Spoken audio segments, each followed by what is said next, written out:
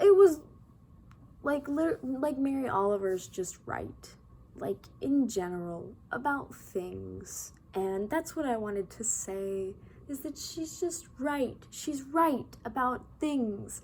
I love her. I love what she does with her poetry and with her work.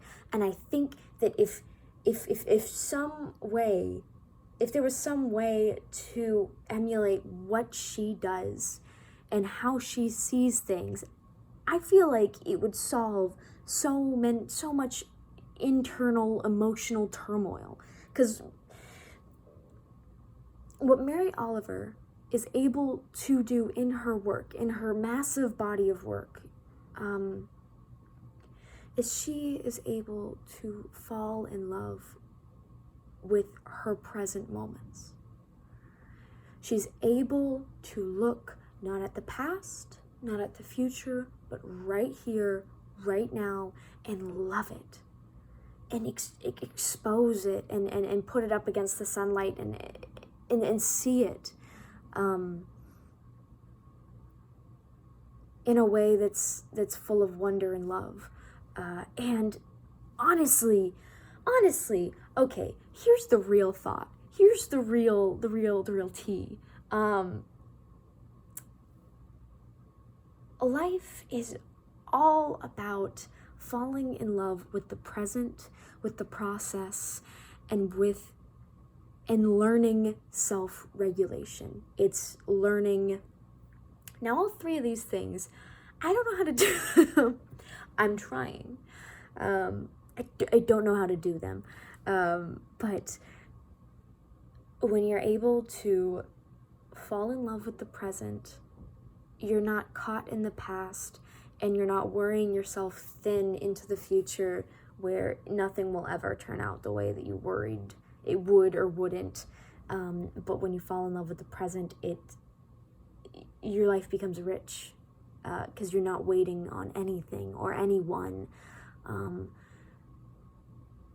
It's like catching 1,000 gifts every second, and it takes focus, and it takes determination. It takes a clear, intentional mind to do these things. And that's why I love her work so much, and that's why I find so much solace in it, because I feel like it's, every day I struggle not to dwell on the past or worry about the future, and just be present and love it. So that's a real key to joy that I've found, that I'm still trying to go after. And then with process, it's so easy when you're in the middle of like New York City, or you're an artist, or a young professional, or in school, or at a new turning point in your life, a new leaf, to look around and say, shit, like I have to be this good and do this and achieve this, and these are all my goals. And goals are great. They're great things to strive for. They're important in life, and to have vision and drive, and that's incredibly important. But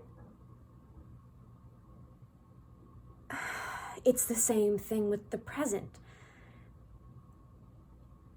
You're not going to get to the places you want to go unless you fall in love with the process of moving forwards towards the direction you see best fit for your life, be it with whatever goal, whatever hobby, whatever career, whatever. It's falling in love with the process, and self-regulating and self-soothing. I am horrific at this.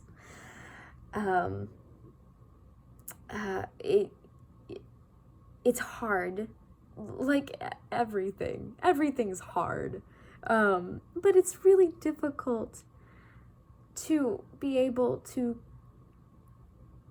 I think it's when you're a person, when you got the human condition in general, it's so difficult not to get swallowed up in all of the thoughts that pass through your mind and through all the problems, all the issues, because your emotions run deep and they're real and they're valid and they hurt a lot, and they make you feel crazy and insane and so unbalanced, and you just try and claw your way out of it, and it's like being stuck in a hole and you're screaming, but you don't know how to get out, and you're just sitting there and no one knows, and it's hard. And that's not even touching on mental illness, which is something that I can't speak on or speak for. I'm speaking for mostly neurotypical situations. And it's hard. It's really hard. And it takes a while. It takes a while to say, okay, to be able to learn to speak to yourself in a loving way. Because you wake up with yourself every morning. You see yourself every day. You get real fucking sick of it. You get sick of seeing yourself. You get sick of dealing with this person all the time. And that person is you.